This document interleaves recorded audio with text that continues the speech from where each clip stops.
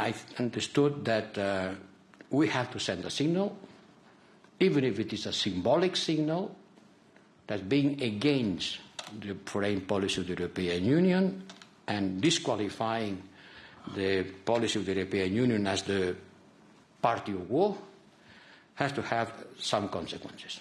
Well, formal consequences, symbolic consequences.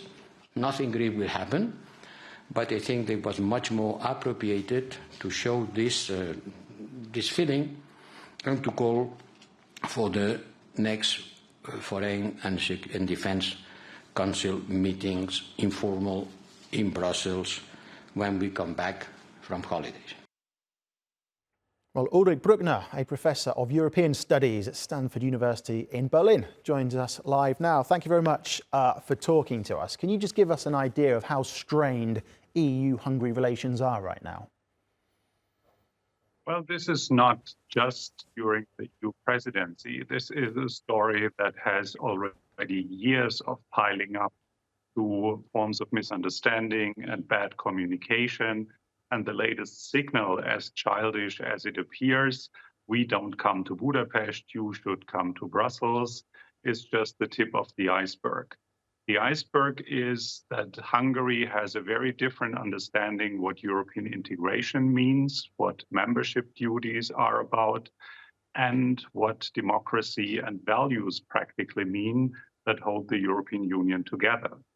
And Orban built a reputation of the last defender of conservative interpretation of European values, while the rest of the gang is moving in the wrong direction.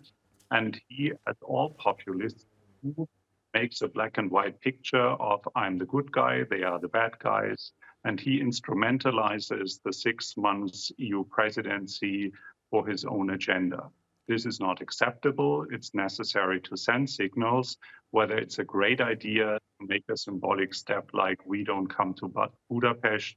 That's everyone's interpretation. Hungary say it's a childish response. You say it sends signals. At the moment, it feels like it's perhaps a lot of posturing, but how close are we to the relationship being beyond repair? Well, European integration is about getting interconnected to a degree in which you're not just a member of an organization, like you personally join a football club and then you don't like it anymore and you quit. It changes the country that prepares for membership, and Hungary has been a member since 2004. So all of its public policies are more or less Europeanized. And even if the European Union would use what is called the nuclear option, freeze the membership rights, which practically means they kick them out from the European Union, it would still be a country located on the European continent.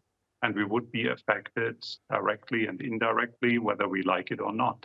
It would also undermine the attempts of all the good people who believe in European Union values and principles, and they would feel lost if Orban could do what he wants.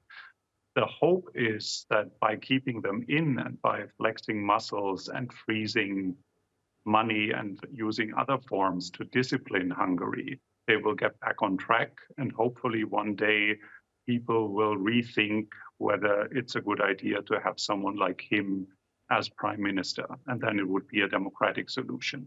And using your insight and your knowledge, if we are on that path towards perhaps the nuclear option, how far down it are we, and how optimistic are you that it won't come to that? Well, it will not come to that, because the nuclear option would mean that every other member state, other than Hungary, they don't have a vote about whether they stay in or not. Every other member state would have to vote in favor of kicking them out. And as diverse as the European Union is, there are always some who think that this is not a good idea.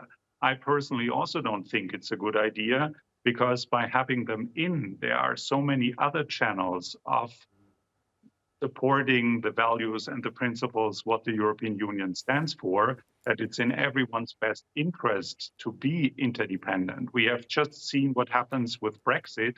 If you cut ties, you don't know how to negotiate compromises without having the institutional setting of the European Union.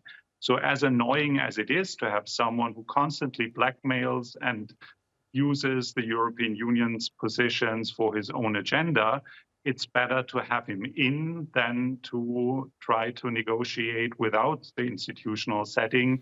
And I think that's the greatest achievement of having something like the European Union. Ulrich, thank you very much for your time.